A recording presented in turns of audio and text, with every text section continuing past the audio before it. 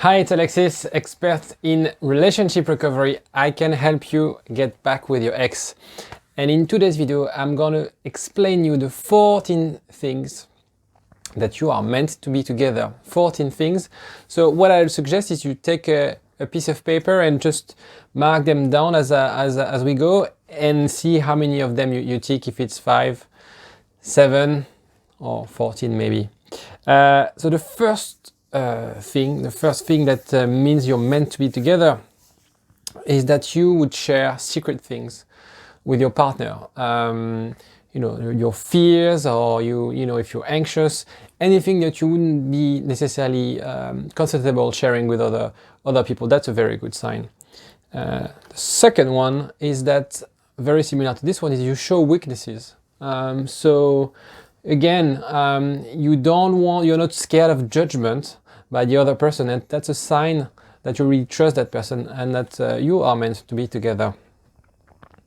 The third one is you respect each other. So even though you're different, you respect the other opinion. You don't argue with that person. You really respect what they say. And that's a very good sign of building strong foundation for a couple. The fourth one is you introduce your family. So again, you feel that a person is close, or you have you trust that person enough to share your very personal things, such as your families, your parents, grandparents, siblings, and that means a lot. That means a lot in a relationship. And if you don't feel you're comfortable introducing them to your parents, that's not a good sign. You need to think of why you sort of always postpone that family meeting that you've meant to organize recently. The sixth one is understanding the difference. So, and I'm going to take a very silly example, but I do love to watch football, and obviously my wife hates it. But she understands that, and she allows me to watch, from now and then, football games, and she will organize her, diary accordingly. Not that I'm watching football every night, but let's say like once a week. And rather than trying to push me to do different things, she would accept that difference, and she would love to do other things that I'm not interested with, but I accept that difference and embrace that. So that's very important to understand the difference. The other very important aspect, so we're now to the number 7. 7 is with 2 hands, 7 with my lovely plaster. 7 is laughter. Do you have good laugh with your partner? Does he or she makes you laugh, or do you make her or him laugh? That's extremely important, because that's very much a cement in your relationship, as well as sex, obviously, which is linked to the number 8, attraction. Do you feel attracted to that person when you're in a room at a party? You just want to be close to that person. You're not only sexually attracted. There's all of other things that's sex in attraction, but you want to be with that person. Hold hand, hug that person, and so on. That's a very good sign. Then the number 9 is silence. You see, it could be very awkward silence.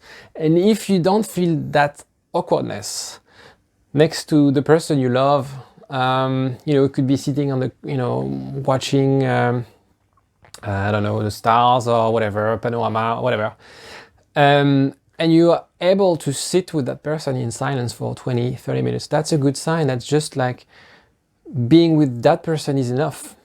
That's a very interesting sign. I don't know if you relate to this one. Be happy to have your comment on this one. But I found this one is really helpful as well to identify whether that person is meant to be with you. Number 10 is you are able to be yourself with that person. And it's something very typical I see a lot. When, for instance, you have friends and you stop seeing those friends because as they are now in a couple, they are different, they changed. And I would argue that people who change as a result of being with someone is not really healthy. You know, when you're with someone, what you want to do is that person to be him or herself, not to change because of you, not to be another person, not to live the life of someone else. So it's very important that you feel your true self with your partner.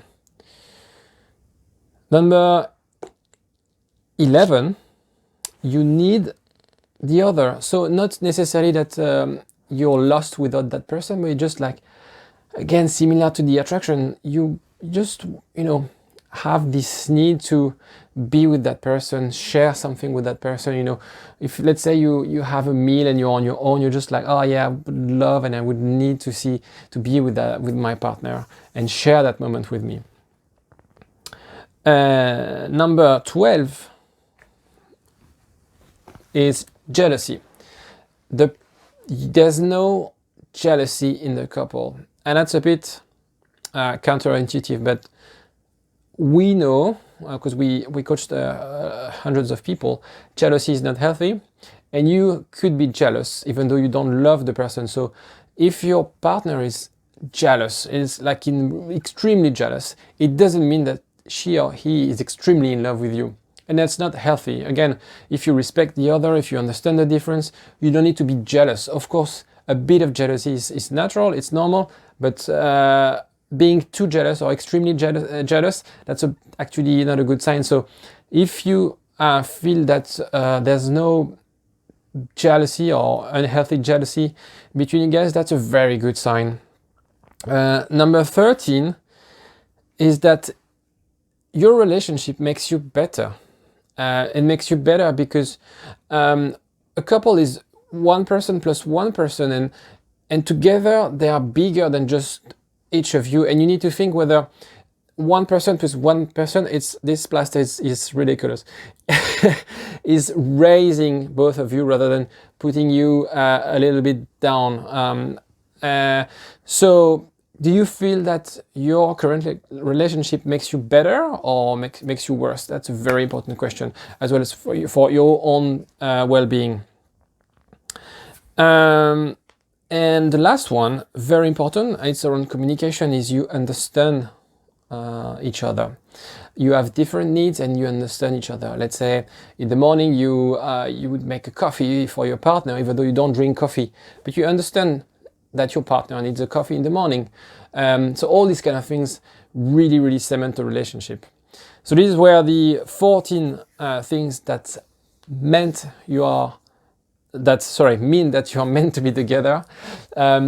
Please do comment with, you know, whether you relate to those comments, to those things, whether you feel I missed some of them. I'd be very curious. You know, it's a community, so we're here to help each other. Feel free to comment. Let's get in touch if you want any one-to-one help as well. And I'll see you next time.